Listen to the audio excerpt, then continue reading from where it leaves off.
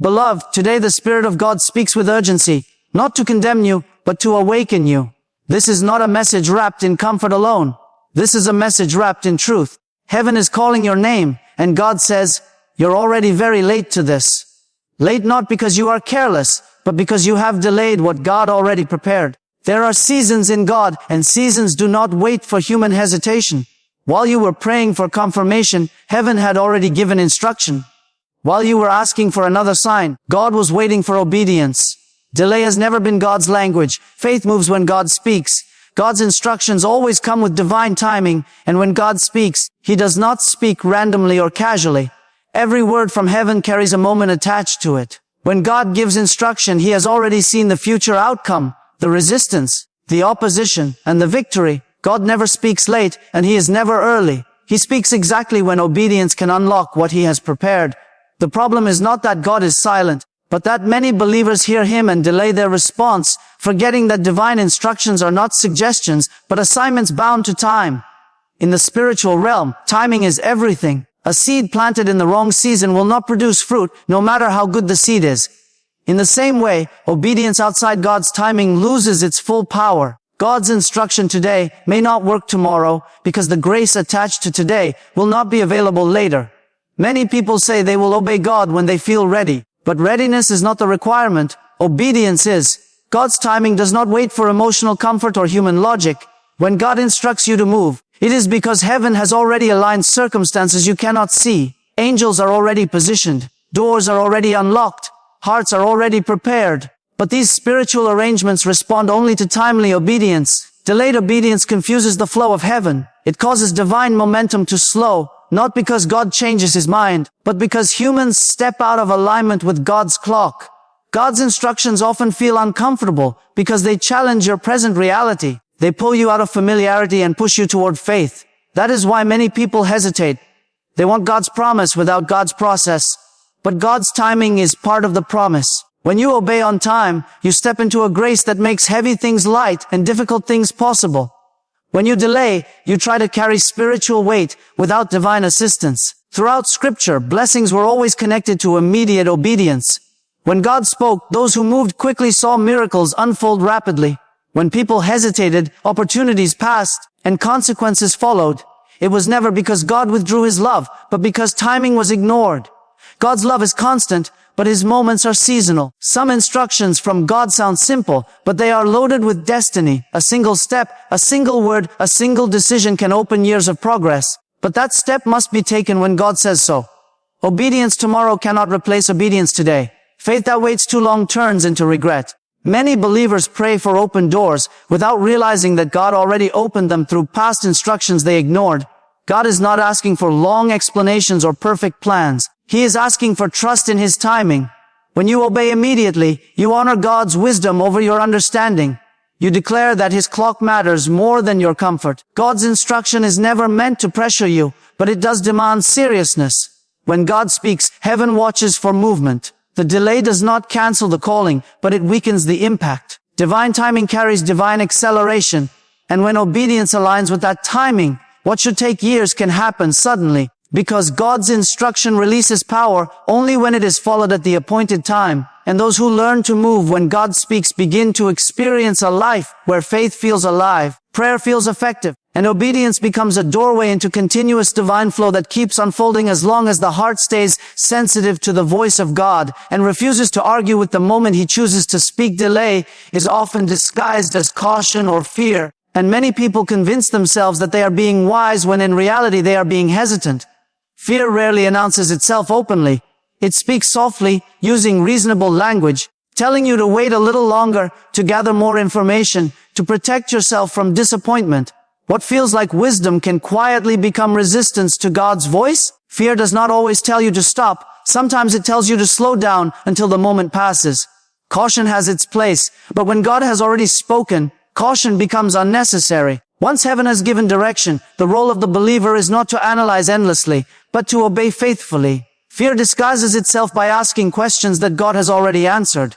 It asks, what if it doesn't work? Even though God already said it would. It asks, what will people think?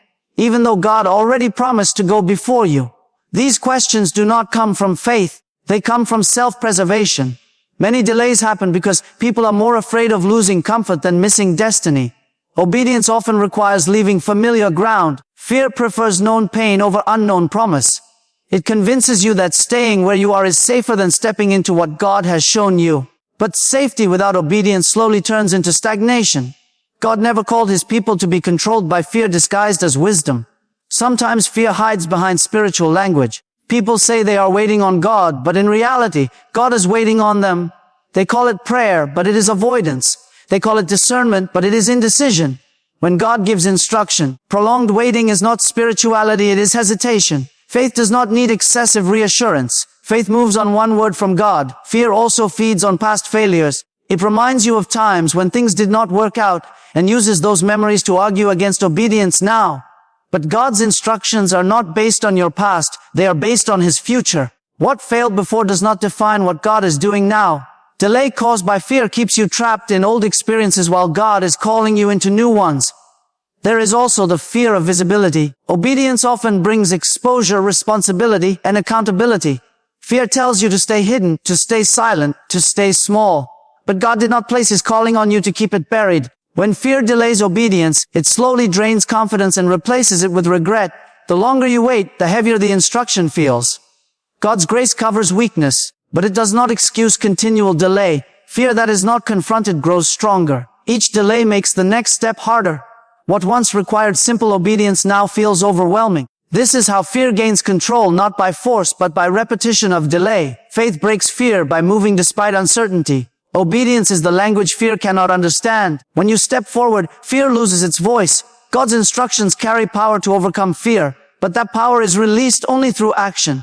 Delay may feel safe, but it quietly robs you of momentum, clarity, and peace, and when fear is finally exposed for what it truly is, obedience becomes the only path back into alignment with God's purpose and the flow of his divine plan that begins to restore confidence, direction, and spiritual authority as the heart chooses trust over hesitation and movement over excuses. Unused obedience creates spiritual heaviness, and this heaviness is often misunderstood. Many people assume that spiritual heaviness comes only from sin, attacks, or difficult circumstances, but often it comes from something left undone. When God gives instruction and it is ignored or postponed, that instruction does not disappear. It remains in the spirit, waiting for response, and its weight increases with time. What was once a clear and gentle prompting becomes a heavy burden on the heart. God's word is living, and when it is not acted upon, it presses on the conscience. This pressure is not meant to harm, but to remind. The spirit feels restless, prayer feels dry, and joy feels distant, not because God has withdrawn, but because obedience is pending. There is a tension between where you are and where God instructed you to go. That tension produces heaviness. Many believers try to remove this heaviness by praying more, worshiping harder, or seeking encouragement, but relief does not come because the issue is not lack of spiritual activity. The issue is lack of response. Worship cannot replace obedience. Prayer cannot cancel instruction. God is not asking for more emotion, he is asking for alignment. Unused obedience also affects clarity. When God speaks and there is no movement, the spiritual senses begin to dull. It becomes harder to hear God clearly, not because he stopped speaking, but because the last instruction remains unresolved. God often waits for obedience to one word before releasing the next. He does not overload his children. He leads them step by step. When one step is ignored, progress pauses. This heaviness can show itself emotionally. You feel frustrated without knowing why. You feel tired even when you have rested. You feel unfulfilled even when things around you seem fine. These feelings are signals, not punishments. They point back to a moment when God said, move, speak, forgive, leave, begin, and the response never came. There is also a loss of spiritual momentum. Obedience releases flow. When obedience stops, flow slows. What once felt easy now feels difficult. What once felt joyful now feels forced. This is not because God changed his attitude toward you. It is because obedience is the channel through which grace moves. When that channel is blocked, heaviness builds. God never intended obedience to be a burden. It is delay that makes it heavy. Immediate obedience feels light because grace meets it instantly. Delayed obedience feels heavy because you are trying to carry what grace was meant to lift. The longer obedience is postponed, the more strength it seems to require, even though the instruction itself has not changed. The enemy often uses this heaviness to accuse, telling you that something is wrong with you spiritually. But the truth is simpler. Something has been left unfinished. God is not condemning. He is calling. The weight you feel is an invitation to respond. When obedience is finally released, the heaviness lifts suddenly. Peace returns without explanation. Joy rises without effort. Clarity comes back without struggle. Nothing around you may change, but something within you realigns. Unused obedience drains spiritual life, but fulfilled obedience restores it immediately. Because alignment with God's will releases the grace that makes the soul light again and allows the spirit to breathe freely as it steps back into the flow God designed from the beginning, where movement and response keep the heart alive and sensitive to His voice, and the burden disappears as obedience becomes active rather than postponed. Faith requires immediate movement, not perfect conditions, because faith was never designed to wait for everything to make sense.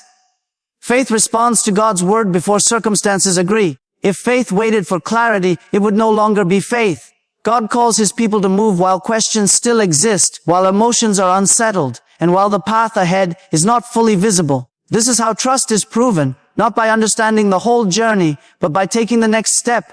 Perfect conditions are an illusion. If you wait until fear is gone, until resources are complete, until people agree, you will wait forever. God does not operate according to human readiness. He operates according to divine purpose. When God speaks, the condition required is obedience, not comfort. Faith does not deny reality, but it refuses to be controlled by it. It acknowledges the challenge and still moves forward. Many delays happen because people want assurance before action. They want confirmation from people, signs from circumstances, and peace in their emotions before they obey. But biblical faith often moves before peace arrives. Peace follows obedience, not the other way around. When you step in faith, grace meets you in motion. When you stay still, grace waits. God intentionally calls people to act in moments that feel unstable, because instability reveals where trust is placed. When Peter stepped onto the water, the waves did not stop. When Abraham left his home, the destination was still unknown. When Noah built the ark, there was no rain. Faith has always moved ahead of evidence. God uses imperfect conditions to grow perfect dependence on Him.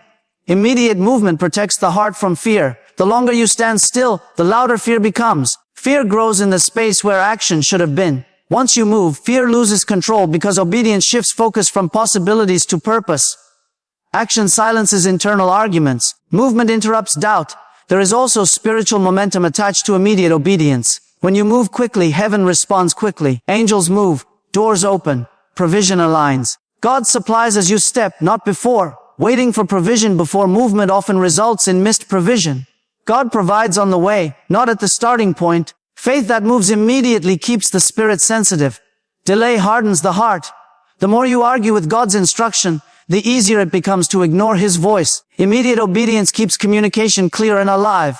It trains the heart to respond instead of resist. God is not impressed by bold words spoken without action. He responds to movement. Even small steps matter. Faith does not require dramatic leaps. It requires decisive steps. A simple act of obedience done quickly can unlock greater direction. God often reveals the next instruction only after the first one is obeyed. Imperfect conditions are not obstacles. They are tools God uses to shape trust. When you move without full control, you learn to depend on God rather than your own ability. This dependence builds spiritual strength and confidence, not in self, but in God's faithfulness. Those who wait for perfect conditions often miss divine timing. Those who move when God speaks step into acceleration. Faith that moves immediately aligns with heaven's pace. It releases power that cannot be accessed through delay, and as movement continues, confidence grows, clarity increases, and the path becomes visible step by step, because faith was never meant to stand still, but to walk forward even when the ground feels uncertain and the future is not fully revealed. Yet the heart chooses obedience over hesitation and motion over waiting for conditions that were never promised to be perfect. Grace allows recovery, but urgency demands action, and this balance is often misunderstood. Many people lean heavily on grace but ignore urgency, assuming that because God is merciful, time is unlimited. Grace does not remove responsibility, it restores opportunity. When God extends grace, He is not giving permission to delay further, He is giving strength to move immediately. Grace is not an excuse to stay where you are, it is a gift to help you catch up. God's grace meets people after failure, delay, and disobedience, but it never leaves them there. Grace lifts, but urgency pushes forward. When God shows mercy, He also signals that the moment still matters. Recovery is possible, but it requires response. Grace opens the door again. But urgency says enter now. Many believers misunderstand grace as comfort alone. They receive forgiveness and relief, but they ignore the call to action that follows. True grace creates movement. When grace touches a heart, it awakens desire, courage, and willingness. It does not create passivity. God's mercy is powerful, but it is never passive. It always points toward obedience. Urgency is not pressure, it is clarity. It removes distractions and excuses. When urgency is present, priorities shift. Things that once seemed important lose their power. Urgency focuses the heart on what must be done now. God uses urgency to protect destiny from further delay. Without urgency, grace can be wasted. There are moments when God restores what was lost, but the restoration comes with speed. Time that was wasted must be redeemed. This does not happen slowly. It happens when obedience becomes immediate. Grace supplies strength, but urgency supplies direction. Together they create momentum. Some people stay in a cycle of confession without change. They feel sorry, receive forgiveness, and repeat the same delay. This is not the fullness of grace. Grace invites transformation. Urgency breaks cycles by demanding decision. When urgency speaks, it says this cannot wait anymore. God does not shame those who are behind. He empowers them. But empowerment must be activated. Grace is the hand God extends. Urgency is the pull that lifts you up. If you hold on to grace without responding to urgency, you remain stuck. Movement completes what grace begins. Urgency also protects against distraction. After delay, it is easy to become overwhelmed by regret or fear. Urgency cuts through emotional noise and brings focus. It says, forget what is behind, respond to what is ahead. Grace heals the past, urgency secures the future. When grace and urgency work together, acceleration happens. God can restore years that were lost, not by rewinding time, but by increasing effectiveness. One season of urgent obedience can accomplish what many years of delay could not. This is how God redeems time. Grace reminds you that it is not too late. Urgency reminds you that it cannot wait. One without the other creates imbalance. Grace without urgency produces comfort without progress. Urgency without grace produces pressure without peace. God offers both together so that recovery leads to action and mercy leads to movement. And the heart that responds immediately begins to experience restored alignment, renewed purpose, and a forward motion that replaces regret with resolve as obedience becomes the response to grace and urgency, becomes the fuel that drives the soul back into God's timing and the flow of His will without hesitation or delay. Obedience now can accelerate what was delayed, because God is not limited by lost time when the heart responds fully. Delay does not erase destiny, but it slows its unfolding. When obedience finally becomes immediate, God introduces acceleration. This acceleration is not random, it is purposeful, intentional, and precise. God redeems time by increasing effectiveness, clarity, and impact in a shorter season. Many people believe that because they waited too long, they have missed everything. But God's mercy allows recovery when response is sincere. The moment obedience shifts from intention to action, heaven responds. What once seemed stuck begins to move. What once felt distant suddenly feels reachable. Acceleration is God's answer to delayed obedience, not as a reward for waiting, but as a response to surrender. God accelerates when He sees a willing heart. He knows who is serious and who is still negotiating. When obedience is immediate, excuses stop and alignment begins. God does not need perfect performance. He needs full cooperation. Acceleration happens when God sees that you are no longer delaying what He already instructed. Acceleration does not mean ease without effort. It means results without unnecessary delay. God compresses lessons, connections, and opportunities. He brings together what would normally take years. People you need appear quickly. Resources align unexpectedly. Understanding deepens rapidly. This is not luck, it is divine response to obedience. When obedience is delayed, confidence often weakens. Acceleration restores confidence by producing visible fruit. Progress renews faith. Movement restores joy. God uses acceleration to heal the discouragement that delay created. As things begin to move, hope returns, and the heart regains strength. God also accelerates to protect you from further loss. The longer delay continues, the more distractions increase. Acceleration closes gaps where fear, doubt, and regret try to enter. Swift movement keeps the heart focused and committed. Momentum becomes protection. Acceleration requires decisiveness. Partial obedience does not produce speed. Half-hearted movement creates confusion. God accelerates when obedience is clear and complete. When the decision is settled, God supplies speed. Indecision slows everything. Clarity releases flow. God's acceleration often feels sudden. One conversation changes direction. One act of obedience unlocks multiple doors. One step realigns many areas of life. This suddenness surprises those who expected slow recovery. But God is able to restore quickly because he was never behind. He waited for alignment. Obedience now also changes perspective. You stop measuring life by lost years and start recognizing present opportunity. Regret loses power. Vision becomes sharper. God does not constantly remind you of delay. He focuses you on movement. Acceleration shifts attention from what was missed to what is unfolding. God is not in a hurry, but he responds to urgency. When obedience becomes immediate, God moves efficiently. He removes unnecessary detours and distractions. The path becomes straighter, the steps become clearer. This is how God redeems time. Acceleration is not about rushing it is about aligning fully. When alignment is restored, flow returns. God's timing and your obedience move together. What was delayed does not have to define the future. Obedience now creates momentum that overrides past hesitation and releases a forward motion filled with purpose, clarity, and divine effectiveness that continues to build as long as obedience remains immediate and the heart stays responsive to God's voice and direction.